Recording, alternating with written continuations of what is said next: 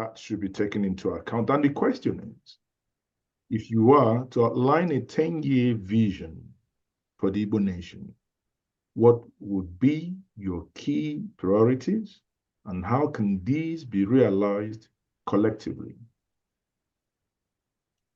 Well, I believe that Igbos have already learned the hard way from experience about the factors that have affected our overall development. My key area will still be in the area of enterprise and education. Enterprise and education. Ndi-Igbo, in the next 10 years, enterprise education, okay, let me say enterprise education and leadership. Okay. We must prepare a generation that will take power in this country in the next 10 years. Because without power, what I mean by power, political power, there is a limit to the things you can do in terms of driving your vision master plan. Igbos are not the president of Nigeria. We are not the Chief Justice of Nigeria. We are not in charge of the security systems. We are not the service chiefs. We are not the Inspector General of Police. We are not the Controller General of Custom. There should be an intentional plan for the next 10 years for Igbos to channel their energy into seizing power in this country. It's very, very fundamental.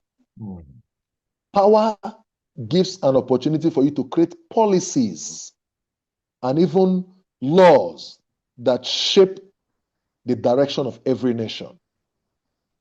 So top priority for Ndi-Igbo right now will be to evolve a generation that will take power in Nigeria so that we'll be able to implement policies that will open up Igbo to the global market beyond settling for the Lagos wharfs. If we have the president of Nigeria as an Igbo man, he will be able to set up visa centers in Igbo, in Port Harcourt, in Enugu. Because when foreign investors come into Nigeria, the first port of call is Lagos, because Lagos is the hub for international flights. All the visa offices are in Lagos and Abuja. There is none in the entire Eastern region, Old Eastern region, including Rivers Delta, Imo, Abia, Enugu, Ebonyi, Anambra, and so on and so forth.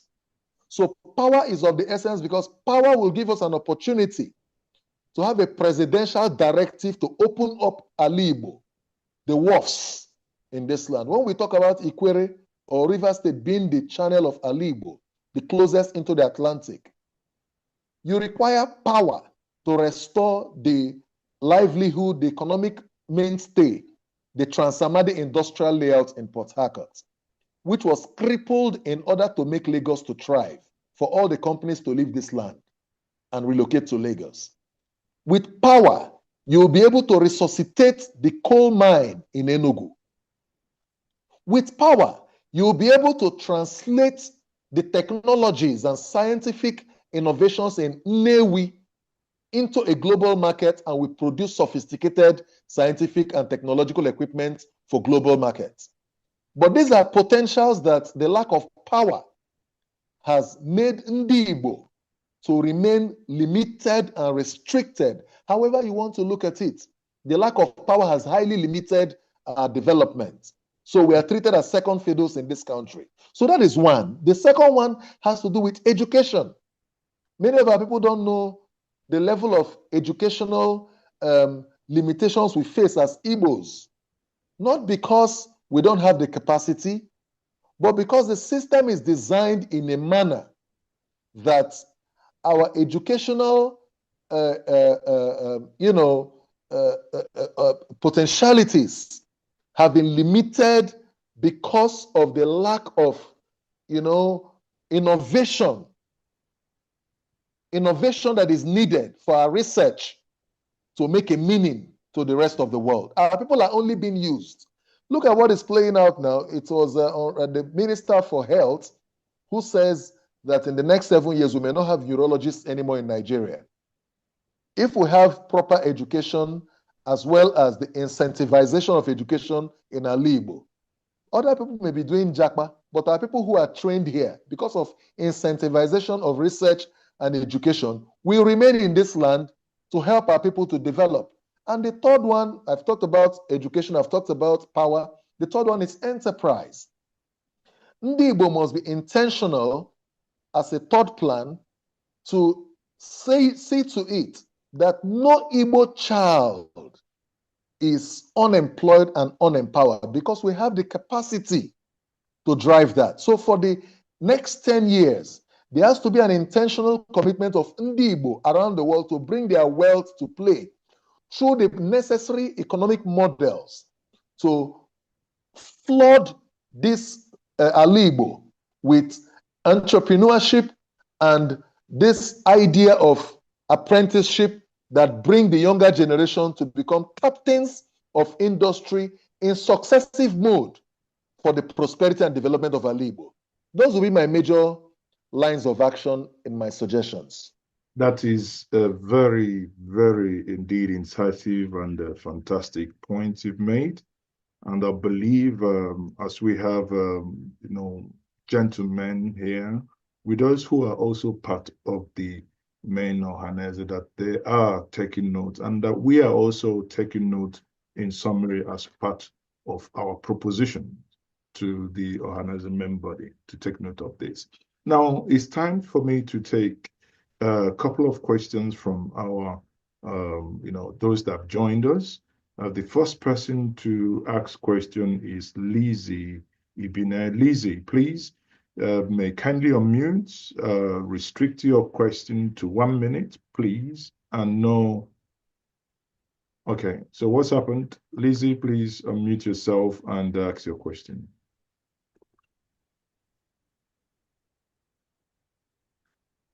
Lizzie, kindly unmute yourself and ask your question. Okay. Thank you very much, and good evening, everyone.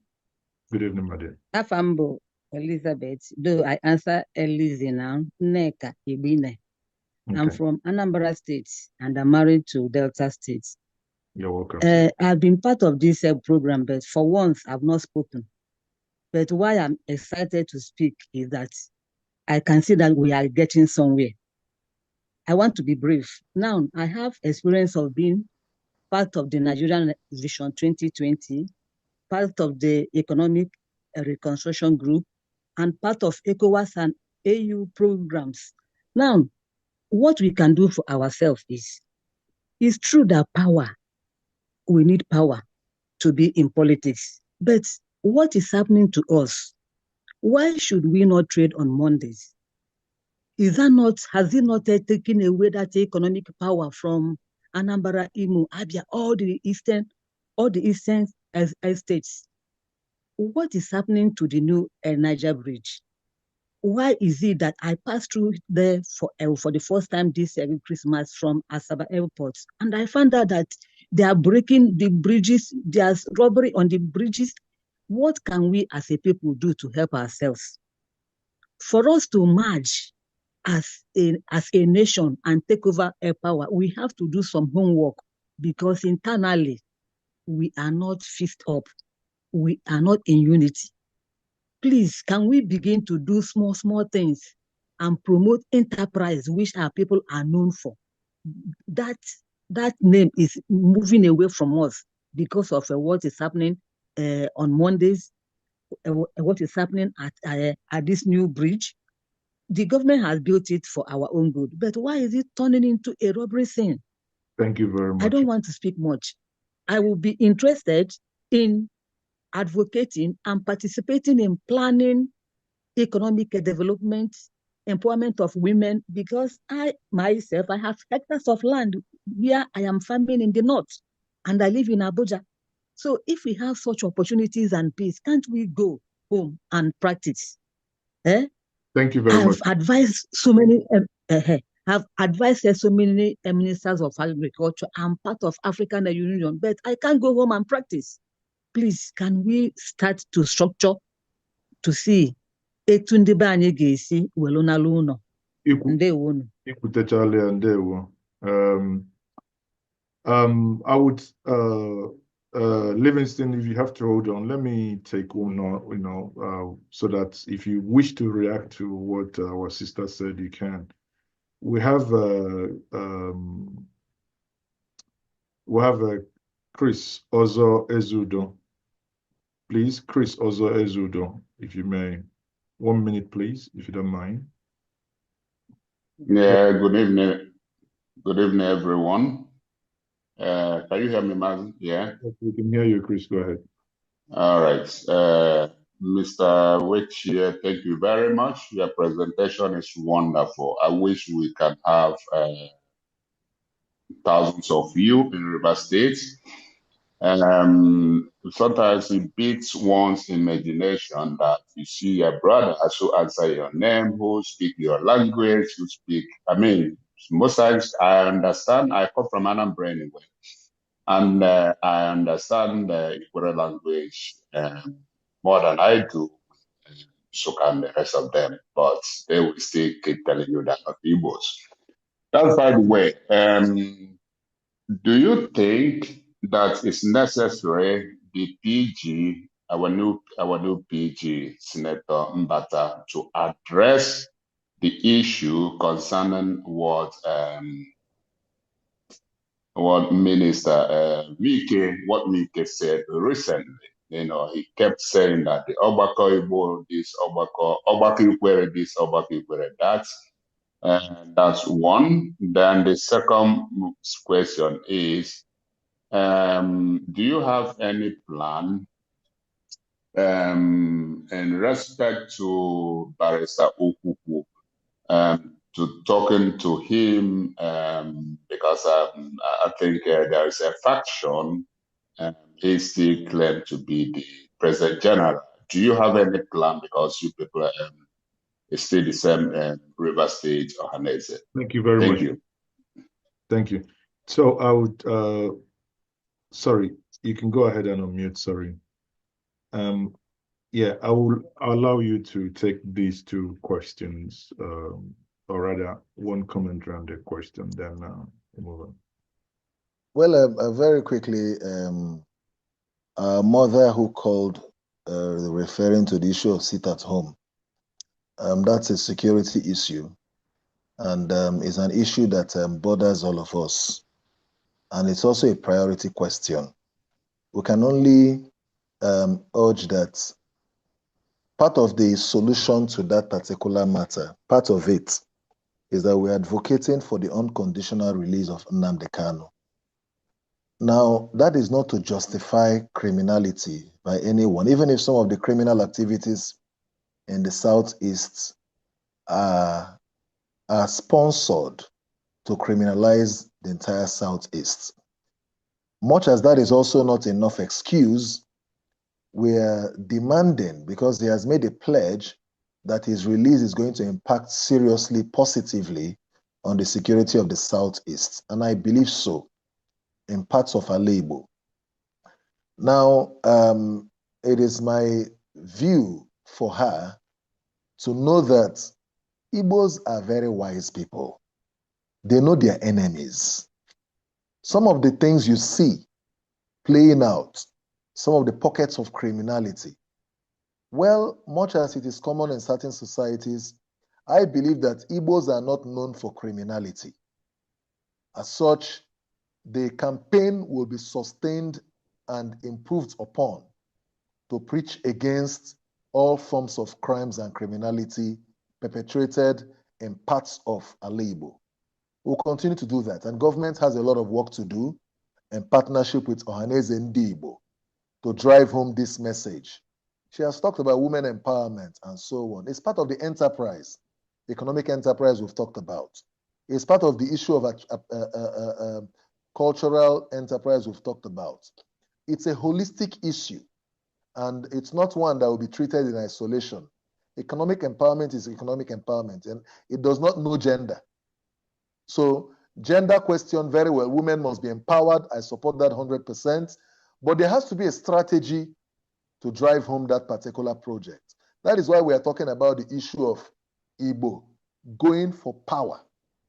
So that most of these things that are policy-based, that can only be influenced by government interventions that have been denied Igbo all these years because of lack of power and being in a position to determine them. Once God helps us to attain that place of power, it becomes easier for us, particularly coming from an Igbo patriot and not just a sellout Igbo man, a sold-out Igbo man. On the issue of the PG addressing the Nyesom Wike, the Minister for the FCT's view on his Igbo identity, I don't think that should be given any kind of energy. Exactly. He's neither here. He's just, he has made his opinion. I respect his opinion, and I'll leave it at that. I'll give no further energy, and I think the PG should ignore. That is not the objective of his office.